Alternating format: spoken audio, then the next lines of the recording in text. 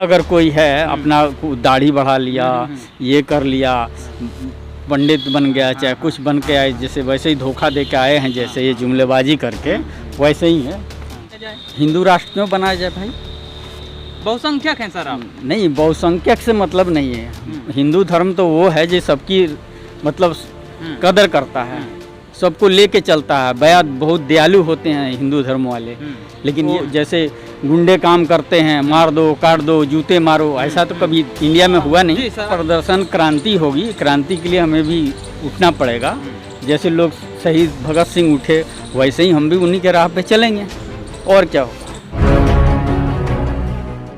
हम तो जब से आए हैं ये लोग, तब से हम यही देख रहे हैं। इन लोगों का सामने तो बोलने के लिए कोई शब्द ही नहीं बचा जिनको क्या बोला जाए, समझे कि नहीं। बस इतना ही बोलेंगे, और इससे ज़्यादा क्या बोल सकते हैं। अब समझिए कि राजतंत्र है, प्रजातंत्र तो रहा नहीं है। प्रजातंत्र नहीं है, लेकिन 15 अगस्त को स्वतंत्रता दिवस मनाया गया। वो मनाया गया तो देखे होंगे कंटेनर क्या क्या लगा हुआ है, कैसे कितनी सिक्योरिटी है।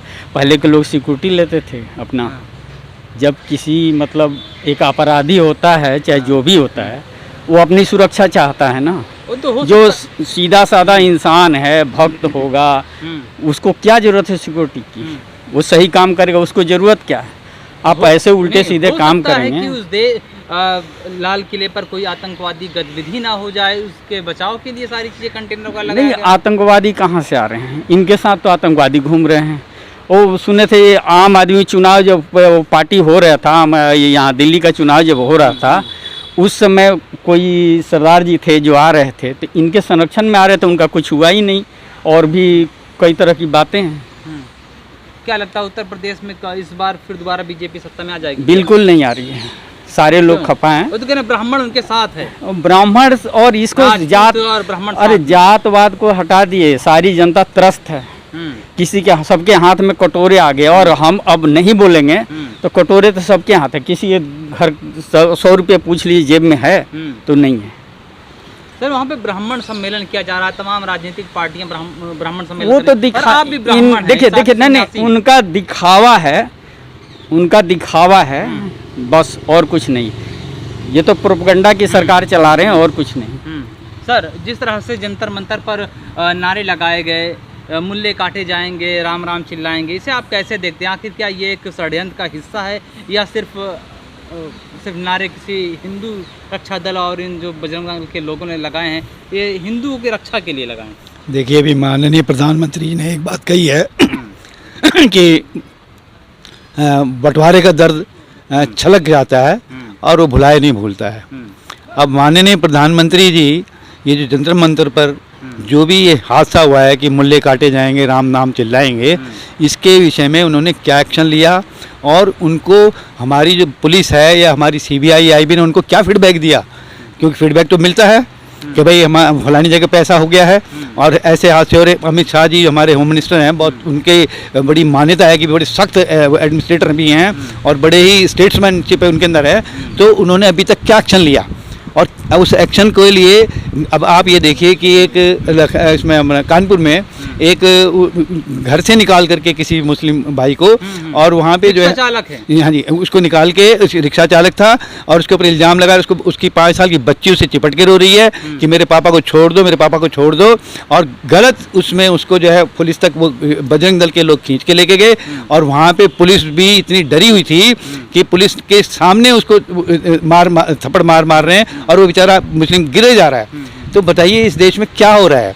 पहले तो कभी ऐसा नहीं हुआ कि एक आदमी के पीछे 50-50 लोग उसकी मार पिटाई कर रहे हैं। ये तो कहीं का देश में आग लगाने की कोशिश की जा रही है क्या? बिल्कुल, देश में मैं सोचता हूँ कि अपने 100 में से 101% इस भाईचारे को बिल्कुल ही बिगाड़ने की कोशिश की जा रही है। और ये देखिए कि आफ्टर ऑल एक कम्युनिटी को आप कब तक दबा सकते हैं?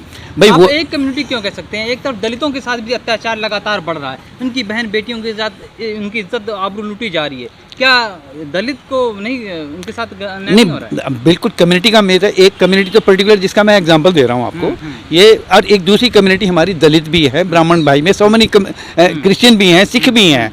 लेकिन देखिए कि इस दौर में अभी जो आजकल का जो प्रेजेंट जो हमारी सरकार चल रही है, इसके राज के अंदर ये सब दलितों के ऊपर अत्याचार, मुस्लिमों के प्रति अत्याचार, और ये देखिए कि जिन लोगों ने हमारे देश के लिए कुर्बानियाँ दी हैं उनका भी इनके दिल और दिमाग में कोई रेस्पेक्ट नहीं है।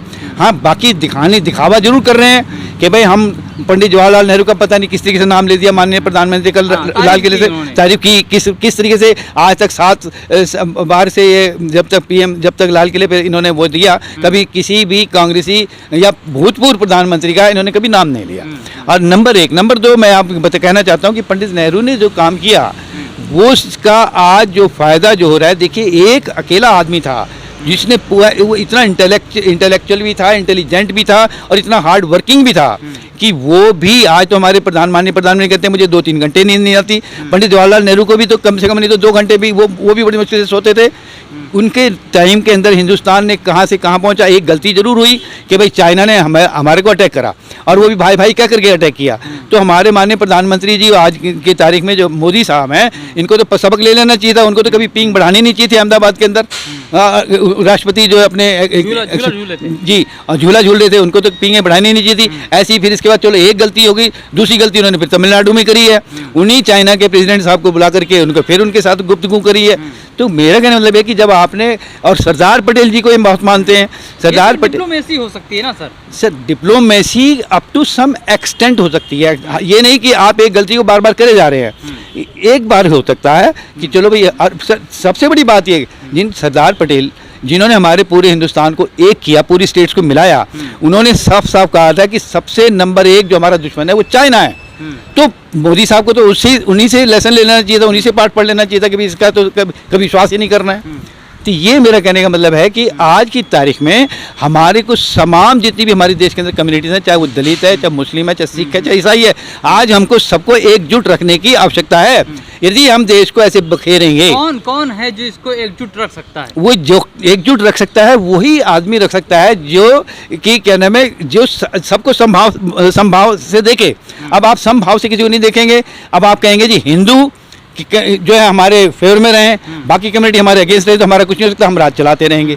ये एक ऐसा तरीका नहीं है, क्योंकि किसी भी कम्युनिटी को किसी भी उसको अप टू सम एक्सटेंट दबाया जा सकता है, और जितना आप बॉल को जितना नीचे मारेंगे उतना ही ऊपर वापस उछल के आती है। आखिर वजह क्या है किस तरह की कम्युनिटी में, देश के अंदर, इस माशरे में जिस तरह से नफरत पनप रहा है, चाहे मुसलमान और हिंदू के खिलाफ हो, दलितों के खिलाफ हो, ये कैसे खत्म किया जाएगा और मकसद क्या है? ये इसको ख़त्म करने का एक ही रास्ता है, एक ही तरीका है कि हम जितने भी कम्युनिटी हैं सबको कॉन्फिडेंस में लें, आप अपने विश्वास में लें।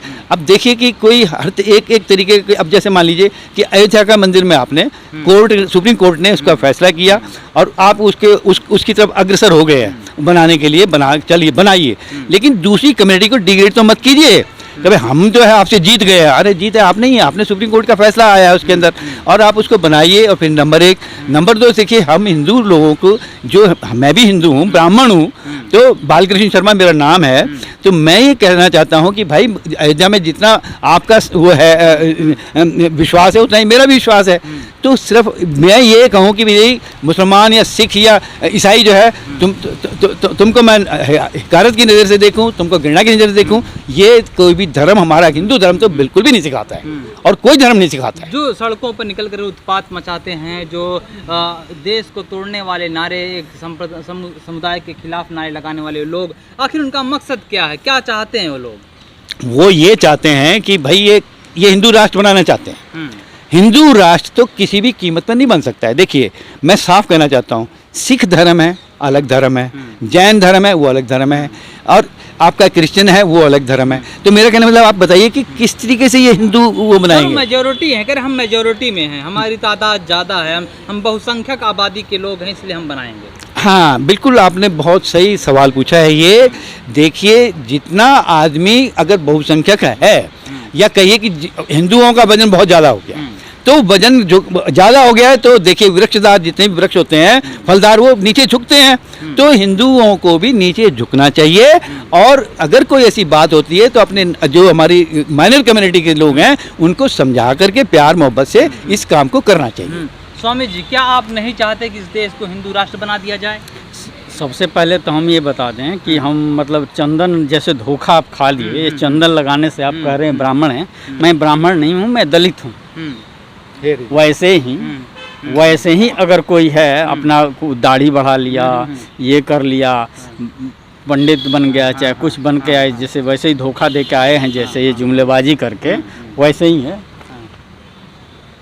अभी जैसे मीडिया वाले धोखा कर दे, दुनिया भी धोखा खा सकती है, वैसे ही पूरा भारत बना है। जी जी, आप हिंदू धर्म में आपकी आस्था है, तो क्या आप चाहते नहीं कि इस मुल्क को, इस देश को हिंदू राष्ट्र बना दिया जाए? हिंदू राष्ट्र क्यों बनाया जाए भाई?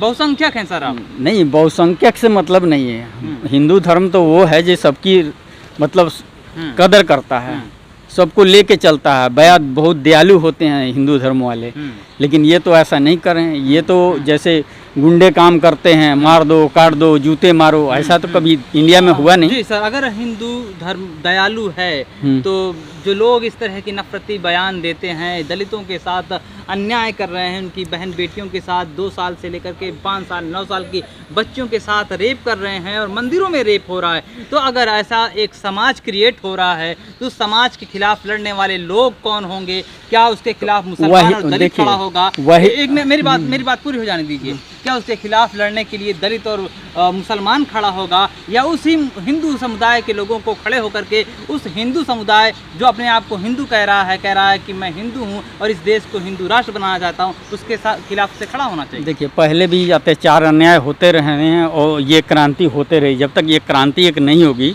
तब तक ये नहीं। ये चाहते हैं किसी को दबा के भय के माहौल में रहे। प्रधानमंत्री ने बोला था ये डर है तो अच्छा है, बहुत पहले बोला था उन्होंने, डर है तो अच्छा है। तो डर चाइना को दिखा रहे थे, ये इंडियन को दिखा रहे हैं, भारतीय जो हैं उनको दिखा रहे हैं या चाइना को? चाइना को, लाल आखिर देश के लोगों को दिखा रहे हैं, बस देश को ही दिखा रहे हैं, और क्या दिखा रहे हैं? डर का माहौल बना के रखना चाहते हैं। बिल्कुल बिल्कुल, 100% बन गया है। पहले इन्होंने कहा। आपको डर लगता है? नहीं, मुझे क्यों डर लगेगा? मैं सब सारी जिम्मेवारी पूरा कर चुका हूँ, मैं देश के लिए समर्पित हूँ, बस देश के लिए जी रहा हूँ, और क्या कुछ। तो आप उन लोगों से कैसे लड़ेंगे, कैसे निपटेंगे जो इस देश जैसे हो रहा खराब करने की कोशिश? धरना प्रदर्शन, क्रांति होगी, क्रांति के लिए हमें भी उठना पड़ेगा। जैसे लोग शहीद भगत सिंह उठे, वैसे ही हम भी उन्हीं के राह पे चलेंगे।